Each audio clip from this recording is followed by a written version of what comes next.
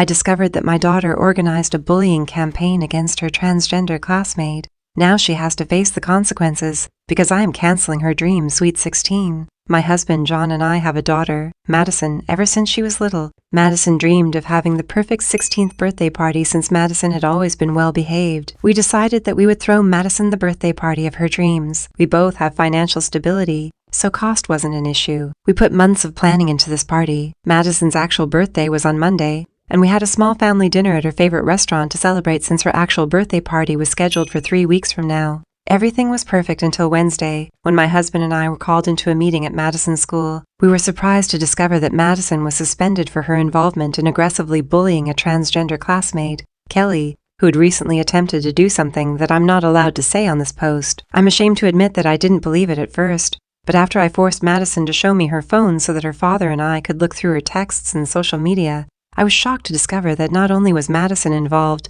but she was the ringleader of a group of girls in her grade that bullied her. There were texts of Madison telling Kelly that she would never be a real girl and asking if she still had a penis. There were plans in the private group to pull Kelly's pants and underwear down in the middle of the cafeteria to prove that she was a man. I also found posts on her social media where she referred to transgender women as perverts and troons and said that they would never be women. John and I were disgusted by Madison's behavior. We raised our children liberally and consider ourselves LGBT allies, and Madison in particular has always been an outspoken feminist like me. When we got home from the meeting, we talked it over and decided that not only would Madison have no electronics for the rest of the year, but we would be canceling her party too. We wouldn't get the money back for the venue and most of the arrangements we made already, but we decided that this is what is needed to be done. We informed Madison of our decision yesterday, and she lost it, telling us that we were terrible parents for canceling her Sweet 16 over a boy, and that we were punishing her for speaking her mind when it wasn't her fault. Kelly did what she did.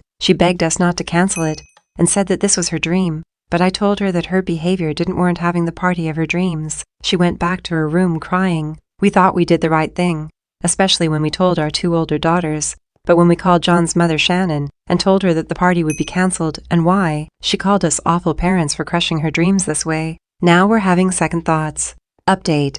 My daughter Madison 16 began therapy last week to address her behavior. She organized a bullying campaign against a classmate and posted harmful social media posts for context. She has not been adjusting to therapy well because she believes that she did nothing wrong, and this has resulted in arguments between her, myself, and my husband.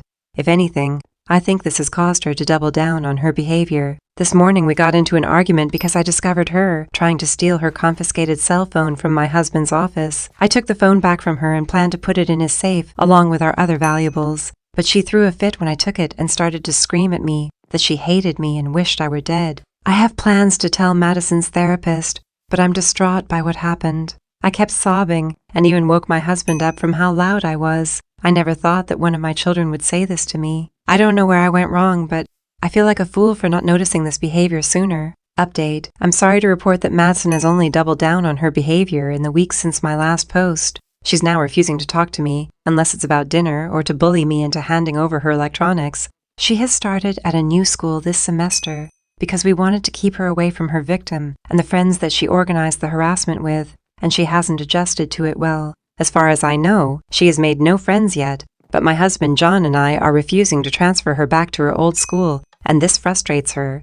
We also refuse to give her electronics or social media back to her, and it will stay that way for the rest of the year. Unfortunately, she blames Kelly, the girl that she bullied, for everything that's happened, and it seems to have made her hatred for her worse. She has said a lot of derogatory things about her, including slurs, so John and I have discussed with her therapist about enrolling our daughter in a LGBT sensitivity workshop aimed at teenagers. We have also discussed taking her to see a psychiatrist, and we have an appointment made for Tuesday. I wish I could say that things have improved, but my husband and I have formed a plan to get my daughter the help she needs.